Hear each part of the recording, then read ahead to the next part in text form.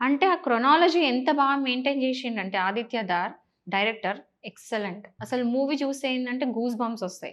అంటే ఎగ్జాక్ట్‌లీ. ఎవరైతే patriotic feelings ఉంటాయో, దేశభక్తి అనేది ఇట్లా ఉంటదో, వాళ్ళకి ఆ మూవీ చూస్తే కూర్చొని చూడలేరు. నించొని చూస్తారు. ఆ లెవెల్ మూవీ అంత అడ్రినలిన్ రష్ చూపిస్తది మూవీ. అంత ఇస్తది కిక్. బట్ డెఫినిట్‌గా రియల్ స్టోరీ అయితే కాదు. కానీ రియల్ స్టోరీ అయితే ఎంత బావుంది అనే ఫీలింగ్ ఉంటది. But yeah!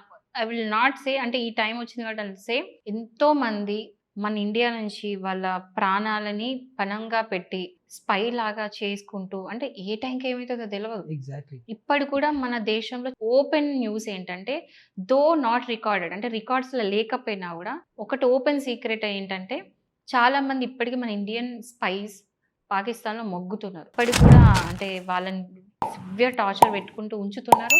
అండ్ మనం ఏం చేయలేని పరిస్థితుల్లో ఉన్నట్టు. కానీ ఇది బయటికి చెప్పరు.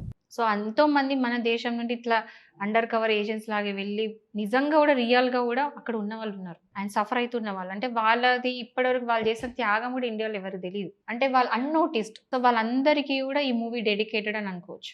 అంటే వాళ్ళందరూ చేసిన త్యాగాలంతా మనం గుర్తించినట్టు. అండ్ మూవీ ఈ మధ్య కాలంలో వచ్చిన కాలంలో ద గ్రేటెస్ట్ మూవీ అని అనుకోవచ్చు. National award కొడతదంటారు.